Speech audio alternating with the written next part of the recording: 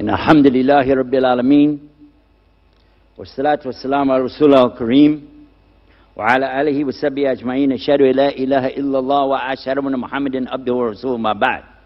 السلام عليكم. You learn fast, man. I like being in India. I'm having a good time over here.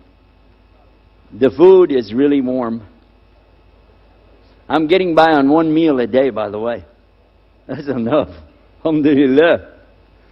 But I guess what I like the best over here really is, like in our country, it costs a lot of money to go out and entertain yourself. It does. It's very expensive.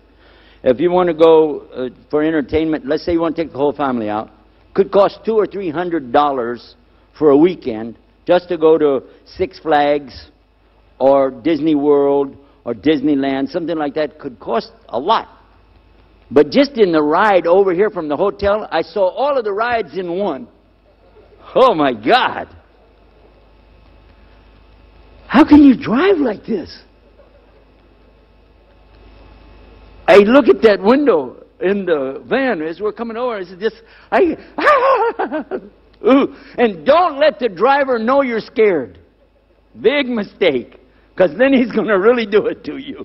Whew. Oh. Now our subject. They asked me to talk about Islam and terrorism, or how to make a bomb in 5 easy lessons. Well, oh, no, that's not it. I'm sorry. This is the kind of attitude I get, though. People will come up to me and they say, how come you Muslims is terrorists? This is how it starts, and it gets worse after that. So what I decided to do is to devise a way to be able to respond to these people in a very positive manner that would help them to get the real picture of Islam, and at the same time, hopefully they will come to Islam.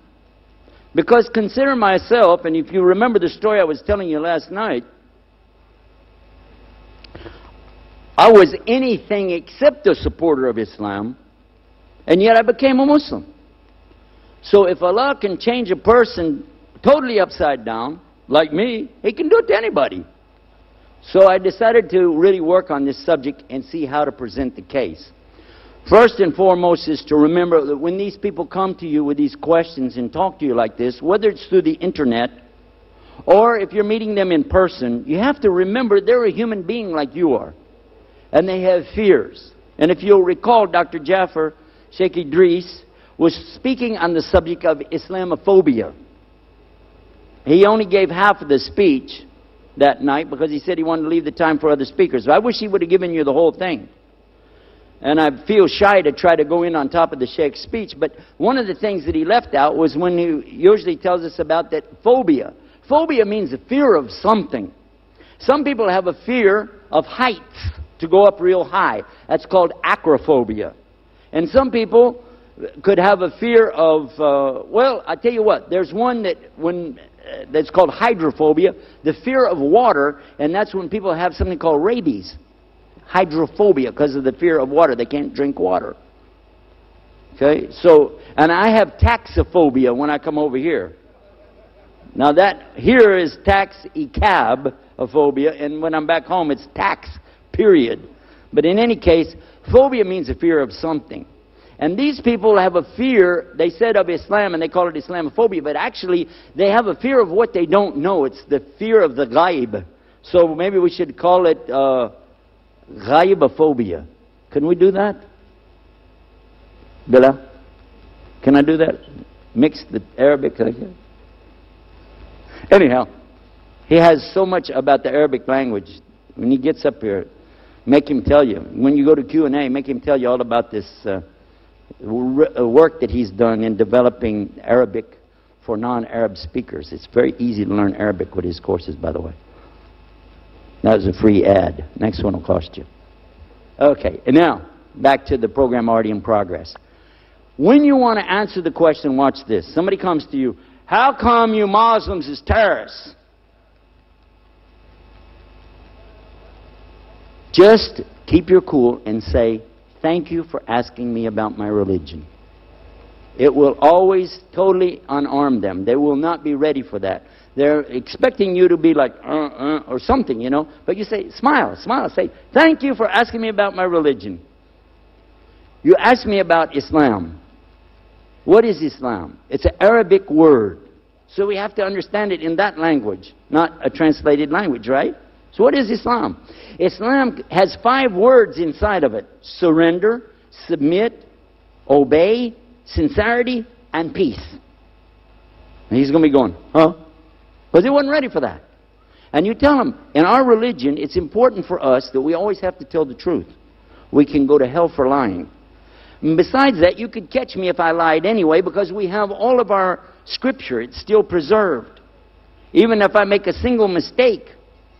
Somebody was just telling me a few minutes ago about a mistake I made the other night. And you can do that real easy because our scripture still exists. We still have it. The Quran is totally as it was 1400 years ago in the Arabiya. Additionally, we have all of the hadiths and teachings of Muhammad sallallahu alaihi wasallam preserved for centuries and centuries. So there isn't any 2 kinds of Islam. There's only one understanding. Islam is about this: submitting and surrendering and obeying God in sincerity and peace. And if you didn't understand that, then you won't understand the rest of what I'm going to tell you. But for sure you have to understand it describes your relationship between your Creator. So Islam is immediately saying there must be a God. And we say Allah because it suits Him much better than your word God, because your word God only has this little g for any kind of a God and a big G for the big God. But if I'm talking, you don't know if I meant the big G God or the little g God. So when we talk about it in Arabic, it's nice. Because for Arabic, they have a lot of words, many words for sword, many words for horse. And certainly they have words to describe the religion of Islam. The word in Arabic for God is not Allah, it's Ilah. And when you make God plural, you put an S after it. But it's real clear in the Arabic when you make it plural, Awliha. You can hear it. Allah, Awliha, Ilah. These are big differences between them, right? They'll go, yeah. So you have to understand that when it becomes Allah, this means something. It cannot be made plural, and it's not genderized. So therefore, the God we're talking about has a name called Allah, and it means the only one. Not male, not female, and can never be made plural. And because it comes from a root, Ilah, which means something to be worshipped, you can literally say the name indicates the only one worthy to be worshipped. You see where I'm going with this, right? As I'm talking to him. I got off the subject of the terrorism, didn't I? But now I'm going to bring it back and tell him, do you know that people, human beings, have always been able to commit terror against each other or oppression? It's called dhulm in the Arabic language. People have always had this capacity. It's not something that was just invented so that Bush could get elected. Oh, I'm sorry, I wasn't trying to attack anybody, but just happened to mention that. Just so you know, human beings have always been able to kill each other. Since the time that there were 2 boys, sons of Adam, they were able to kill one another. One killed the other one. Yes or no? That happened. And since then, people have been killing each other like crazy. And it's horrible. But who's the best one to tell us about this subject is not another human being, but God Himself. Is that right? Because He made us. So He has sent people to us to warn us about the way we act here and the way we're going to be in the next life. We call them prophets or Anbiya, Nabi, Rasul. Okay, it doesn't matter, but you get the idea. They're prophets. And each of them, they come with a message. Some of them came with books. And when Moses, for instance, came, he told his people, worship God alone. Don't worship anybody else. There's no gods beside God. Thou shalt not have any other gods beside me. First commandment. Right? They'll go, yeah. All right. But what happened when Moses was on Mount Sinai?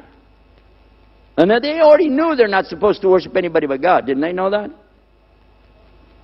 But when he was on Mount Sinai, what did they do? They made a golden calf or not? And it's in their book. It's in the Old Testament. Don't worry. It's the same story. It's there. It's in the book called Exodus. which means to leave, because they left Egypt. All right. Just as they disobeyed their prophet, and we were bad boys and girls, so likewise, when prophets come, this is the way people treat them. They get bad treatment. But they still have the same message. Worship your God alone without any partners. And that's really all Islam is about. There's rights and limitations. Right after we talk about the worship of the one God, the next biggest thing is about rights and limitations. But for sure, you have to understand, this is not from a human being to another human. This is from the Creator to the created. This is from the manufacturer. So when He sends down a book or revelation, you can think of it like what? Owner's manual. The human. This is from the Creator to the created. This is from the manufacturer. So when He sends down a book or revelation, you can think of it like what? Owner's manual. And just like the Jewish have their Torah, which was the owner's manual during the time of Moses, certainly you would recognize that when Jesus came, peace be upon Him, that He had revelation that supersedes what came before, kind of like 3.2 or 3.4 version coming out, right? So when He came, didn't matter what they had anymore. He's the one to tell them what's to do. He's the man, right? In fact, He called Himself that, Son of Man. Just thought I'd make that point real clear. It's in the Bible. Now, so when Muhammad sallallahu alaihi wasallam came, he did not say, I have a new religion. He didn't say, guys, worship me. In fact, he was a very austere person. He did not have a lot of wealth. He wasn't trying to, gather up a lot of money. So, this came with him. Now is when you introduce the Quran. It's called Quran. Now in Texas, a lot of people mispronounce it. They call it Koran. But it's Quran. But regardless of what you call it, it doesn't mean a book. It doesn't mean like the Bible. Bible comes from the word biblios in Koine Greek, which means a book. And by the way, the word Bible, like we said last night, it's not in the Bible. But the word book, kitab, is in here. Trinity, not in the Bible. But it's in here. And it says, don't do it. Wrong way to go. This gets them thinking. You're stimulating them as you go along. Now, sometimes you wouldn't give them the whole thing, but you take your time and let them see that you're a human being just like they are. This is very, very important. More important than what you say is what they see. Because this is how they're going to perceive Islam from you. You're their contact. You're our salesman. You're our representative in the field. And you got to be up to date. And you got to be up to snuff. And you got to be doing your thing. You see what I'm saying? Everybody with me? You got to be the best Muslim you can be. So remember that. And if they disrespect you, do not disrespect them. And remember, somebody better than you and somebody better than me was highly disrespected by his own people. Yes or no? And did they throw stones on him and he bled? And when he had if somebody throw a stone on me, okay, and then you tell me that Allah is willing to put a whole bunch of stones on them, like a whole mountain. But alhamdulillah, the Rahmul Alameen, which is the Prophet Muhammad sallallahu alaihi wasallam, he's the mercy to the mankind. And what did he do? He prayed for them. Which is following the same idea of Jesus, peace be upon him, who taught his people the same thing, to live in peace with people, even when they're aggressive to you, that you show this peace back to them. And so we do the same thing. By now, he's really thinking about it. When you're talking to this person, now you can ease into the subject of terrorism. Because they need to know what's Islam first. Does it say anywhere in the Bible, because this is the book that most of the Christians are working out of, is their Bible. Does it say anywhere in the Bible about going to war and destroying people? Well, they probably don't know, but the answer is absolutely yes. If you go to the book of Genesis, it's called the rape of Dinah. Go look it up. Go look it up. When the tribes, or the sons of Jacob, gotten a little bit of a problem. One of their daughters was with the mushrikeen. So instead of just going over and asking her to come back, which they did that, but they saw there was a resistance, she didn't want to go, and the boy didn't want to give her up. So they decided to go against him. But then they saw the mushrikeen had a bigger tribe, so they said, oh, we can't do that. The mushrikeen, however, wanted to strike peace with them. They made agreement. They wrote up a deal, a signed deal. Firmed up. They said, here's the deal. We want to go to your religion, and then you can have our daughters, and we'll take your daughters, and we'll give you our sheep and our land and everything. The Jews said, no, you can't do that because you're not really from us. They said, well, what's it going to take? They made powwow or mashura. They came back and said, okay, here's what we'll do. You have to make khatan, which is circumcision on the private part, okay? And then you can be our brothers. This is all in their Bible, by the way. All of this is in the Bible. Any copy, go get it and read it. So they did. It said these tribes went and they did that. All of them, thousands of them. And they said on the third day, when they were so sore, they couldn't even get up. You know? Okay? They said then they went in and killed all of them. It's in their Bible. They killed them and took their women. They killed everybody. They turned their children into slaves, raped their women, and destroyed all of their animals. Yes. So we see people have been doing these kind of things for a long time. Now the reason for taking them to this chapter of the Bible really was because I want them to see that their book has something much stronger and very hateful in it. By the way, it does end the chapter. It says that Jacob did not approve of it. Didn't like it. And I'm sure he didn't, if it even happened. So now when we come to the Quran, and the Quran has something in it, because sometimes they'll just come up to me and say, or like emails you get, how come your book says you have to kill all the Christians and the Jews? And you say, I don't have anything. No. We saw it on the internet. It said, kill all the Christians and Jews wherever you can find them. How many of you heard something about this? Anybody heard about what I'm talking about? You heard about it, right? Some Muslims think that's true. But that's misquoting it really big time. Big time. But what was it really about? What really happened? And we're going to take this because you're accusing the Quran of saying it. What it says in here is that they were forbidden actually to participate in any type of thing like this until a certain time came. Because it talks about in the beginning for them to learn about Allah. And they spent a lot of years studying and learning how to obey God on His terms and what He wants from us. They had to give up drinking. Alcohol became forbidden. They never knew that till the Quran came. No alcohol. Whoa. But it came in stages. First, just don't drink it while you're praying. You know, no drunks praying. Well, that makes sense. And then, all of a sudden, no more drinking. It also commanded them in here, no more sex outside of marriage. You have to be married. Otherwise, big problem for you. So, no sex outside of marriage. By the way, now on another program, maybe we'll talk about women or something like that, and I'll come into it. But when you're talking about the women, this is a big subject. When they start to say the Prophet ﷺ is some kind of a sex offender, a'udhu billah, and they say horrible words that I'm not going to use here or anywhere when I talk about our beloved Prophet ﷺ. But just so you'll know, I want you to think about it. I don't want to leave this subject before I mention this. The Prophet ﷺ cannot be accused of something like that. You know why?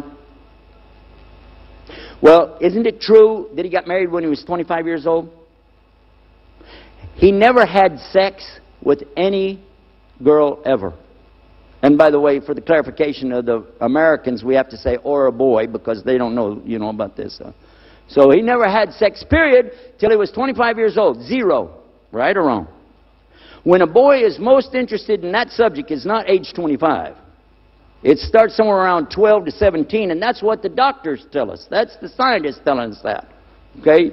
Every man here knows about his own hormones. I won't get into that. But you understand exactly what we're talking about.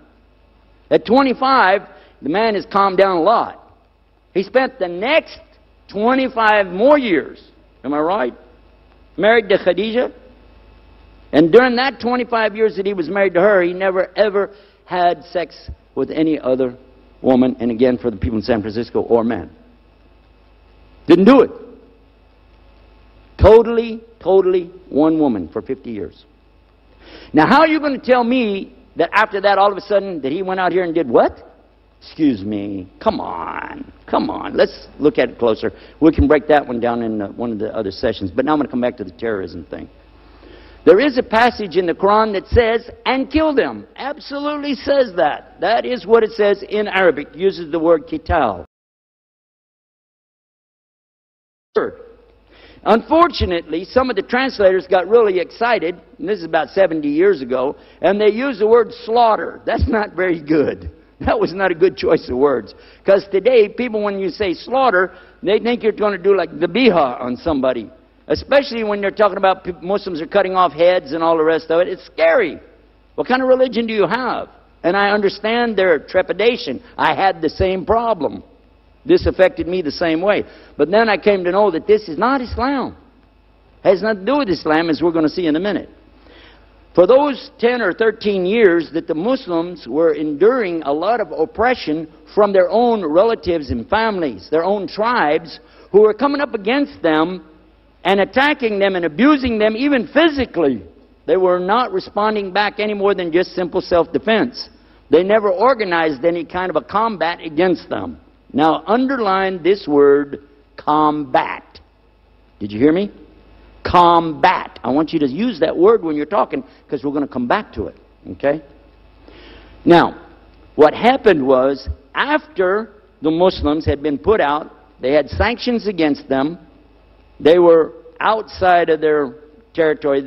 Nobody could go out to where they were. I forget what you exiled. Like exiled out of their own property, put out, left to die out in the valley for a couple of years. Long time. They made a migration to Medina.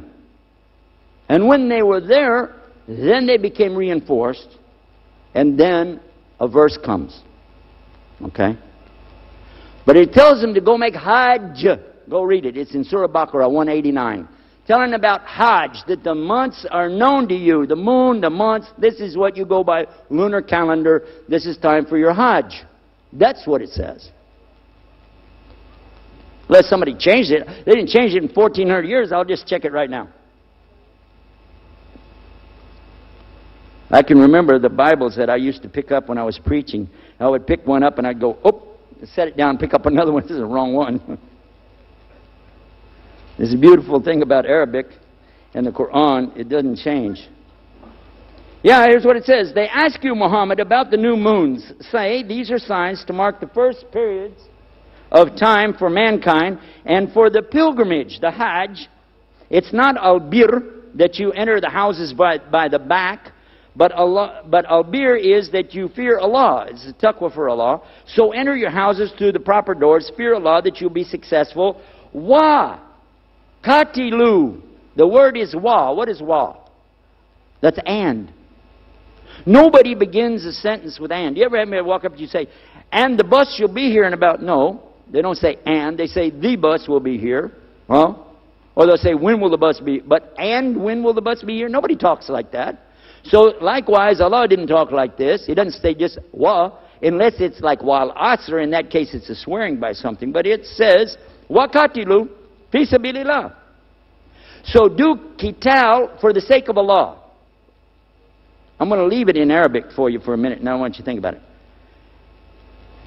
Those who do qital to you, but don't transgress the limits. What did I tell you earlier? Islam is about rights and limits. Rights, yes, but limits.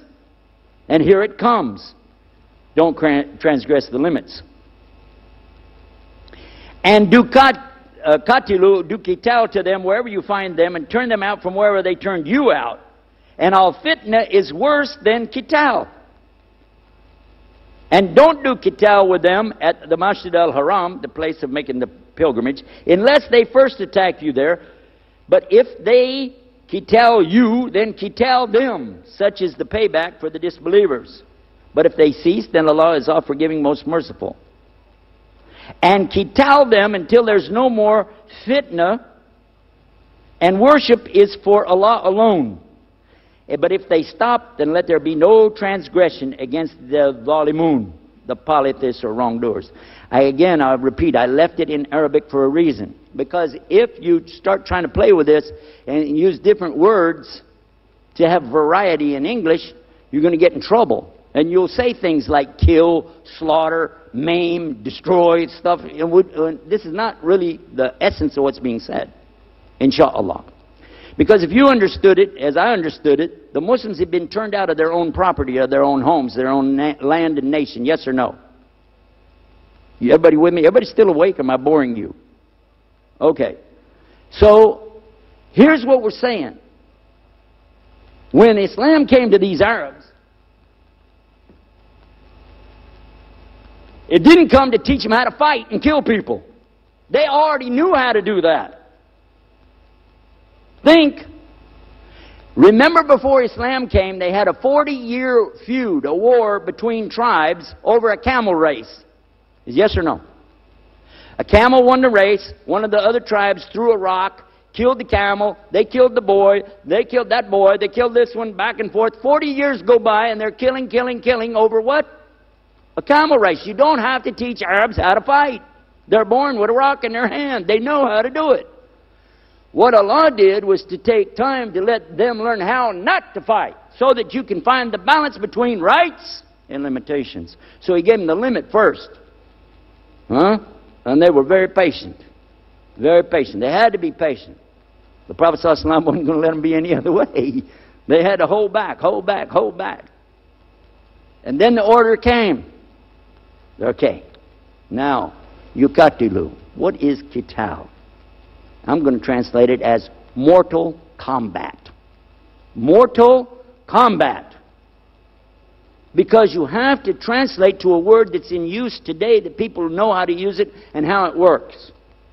Mortal combat. Meaning I've got to be willing to kill and be killed for the sake of what? To stop al-fitna. What is fitna? Now we could go back and read the verses again and you'd see how the combat fits right in there. Do combat with them because they did combat with you. Stop the combat if they stop the combat with you. You see how that works all the way to the end. But then at the end it says, and continue the qital until the way can be established for Allah. And some of them said this means until they submit and become Muslims. Even Muslim translators said it. And it's wrong, because that would negate another beautiful verse in the same surah. La ikraha fi din. And Allah doesn't compel anybody to submit to Him. That's what you got a life for. It's always going to be your choice. But what it does, it establishes it so that there's a way for people to come to Allah. The door is open. You don't have to, but at least there has to be some kind of a setting where people can know about what's Islam and know about Allah and then be able to come to Him. It has to be their choice. That's all it's talking about. So we've solved all but one thing. What's fitna?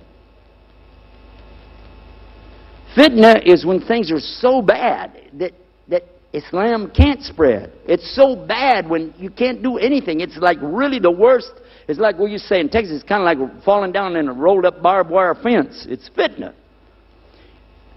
So when you see aggression and oppression, and when you see the big guys coming down on the little guys and doing bad things to them, innocent women, children, elders being attacked, being killed, people being thrown out of their homes, being run over by bulldozers or whatever, then this is what?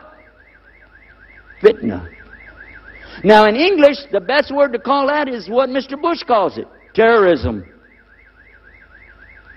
So fight them until the terrorism is over. With what?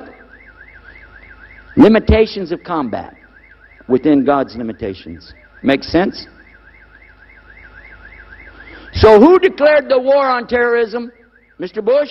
No, he only repeated.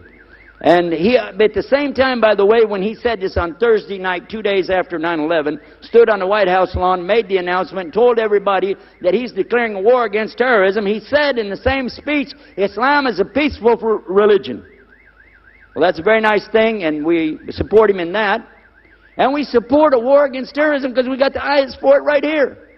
In fact, if he'd like to make shahada, we'd like to accept it. That'll be 2 guys from Texas. How about that? All right. Now, 1400 years ago, Allah told us the rules and regulations, the rights and limits for combat. And that's what it was talking about. But it is important for Muslims not to sidestep the issue.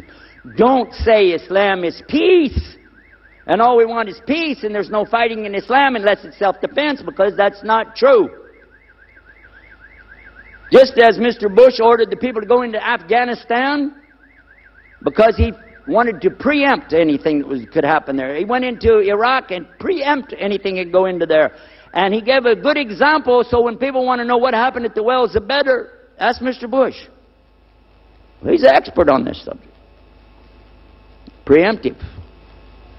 So, combat terrorism. So, Islam is the answer for terrorism.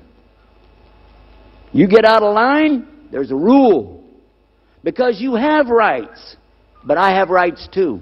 And so does every other person. Of the 7 billion human beings on this earth, every single one of them has rights. And Allah is the creator of all of them. And He wants all of them to have their rights. So it's up to us as people who understand that to stand up for what is right and righteous. Nothing more, nothing less.